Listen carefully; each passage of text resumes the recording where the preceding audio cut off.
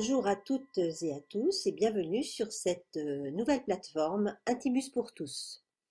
Nous allons aujourd'hui parler de la liberté, de cette liberté qui aujourd'hui évidemment nous est chère, particulièrement chère, et des liens entre la liberté et les valeurs des droits humains. Et pour cela, je vais commencer par un poème de Paul Éluard, Liberté chérie, cette strophe qui est particulièrement adaptée à notre situation d'aujourd'hui. Sur la santé revenue, sur le risque disparu, sur l'espoir sans souvenir, j'écris ton nom. Paul Éluard a écrit dans Poésie et vérité ce poème, qui est évidemment beaucoup plus long que cette simple strophe, en 1942, ainsi que dans le recueil Au rendez-vous allemand. Alors, une liberté contrainte, serait-ce un paradoxe?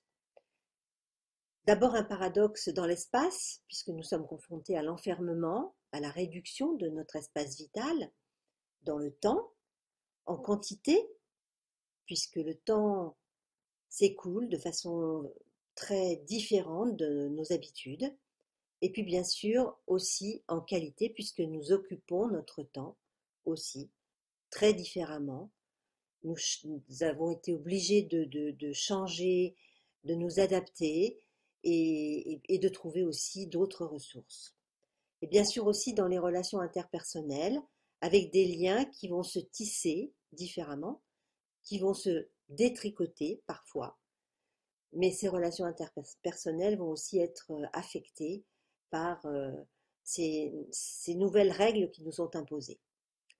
Alors dans l'intimité aussi, cette liberté est bien sûr contrainte avec parfois bien sûr des obligations de s'adapter, de trouver aussi de nouvelles ressources et de nouveaux modèles pour pouvoir vivre cette intimité.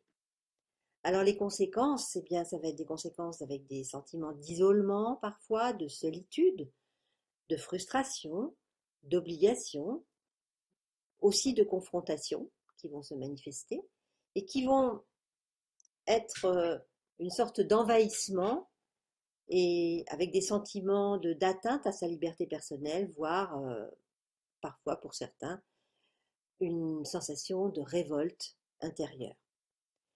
Mais aussi, plus positivement, une réappropriation de son espace intérieur, de sa vie privée, de son intimité personnelle, pour se redécouvrir face à ses désirs.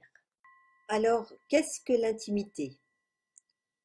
L'intimité au risque de cette liberté contrainte.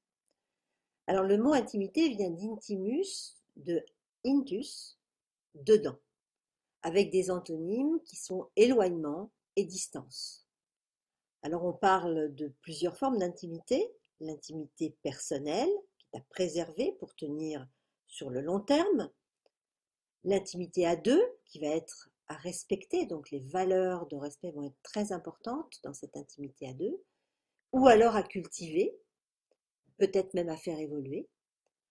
Une intimité partagée, à sécuriser pour soi, mais aussi pour les autres, car cette intimité va se retrouver aussi au milieu du groupe, et il va falloir pouvoir la préserver et surtout lui donner un sens auquel peut-être on n'avait pas vraiment pensé auparavant, mais qui va là prendre une toute autre valeur. Alors un dilemme là-dedans qui serait sécurisant face à un dehors dangereux. Et la phrase de Gaston Bachelard dans Poétique de l'espace qui nous dit, avec le thème des tiroirs, des coffres, des serrures et des armoires, nous allons reprendre contact avec l'insondable réserve des rêveries d'intimité. L'armoire et ses rayons, le secrétaire et ses tiroirs, le coffre et son double fond sont de véritables organes de la vie psychologique secrète. Alors, le corps et l'imaginaire peuvent-ils être confinés? Le corps, bien sûr, il va être limité en mouvement extérieur, puisque nous sommes limités dans nos déplacements. Mais il va pouvoir se vivre autrement, notamment à travers notre sexualité. en développant par exemple notre sexualité auto-érotique qui fait partie, rappelons-le, de la construction de la vie sexuelle, mais aussi dans une sensualité partagée, peut-être mise en œuvre plus fréquemment ou avec plus d'attention et de qualité, et puis une sexualité partagée qui devra toujours être en accord. Et puis le plan de l'imaginaire qui va lui nous faire voyager avec un déploiement de la capacité de rêver, de fantasmer, on va parler du fantasme tout à l'heure, de se remémorer, de revivre les moments heureux et stimulants, et par exemple de méditer autour de sa propre sexualité. C'est une façon aussi d'apprendre à mieux se connaître soi-même sexuellement. On peut aussi s'aider, par exemple, avec des supports extérieurs, des films, des vidéos, des sextoys, des lectures, avec mesure, car effectivement, le risque d'addiction dans ces temps de confinement est réel. Il va s'agir aussi d'un véritable réapprentissage de la tolérance.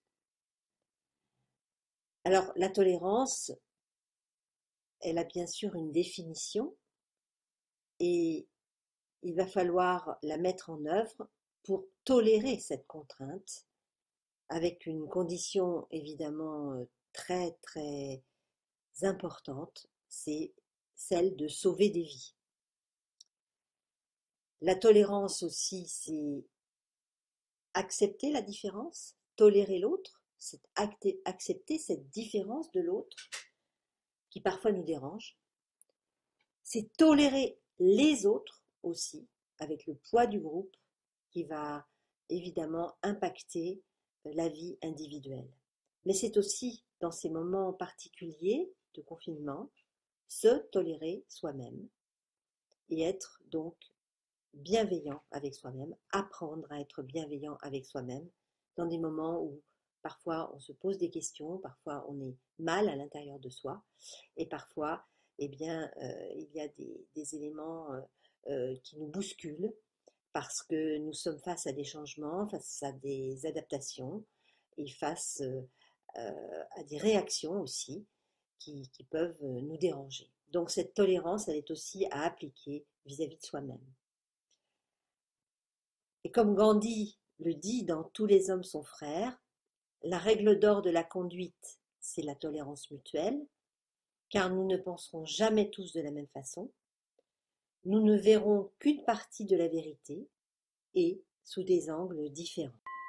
Alors en conclusion, bien sûr garder un corps en bonne santé, et pour cela évidemment mettre en œuvre les bons gestes qui vont nous permettre de nous préserver au maximum de la contagion, mais c'est aussi un corps en bonne santé sexuelle et en même temps garder notre imaginaire en action, corps et imaginaire étant nos espaces privilégiés de liberté.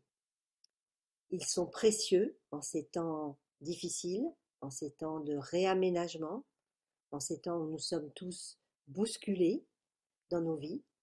Il faut les préserver, les vivre au maximum positivement et s'appuyer toujours sur les valeurs des droits humains.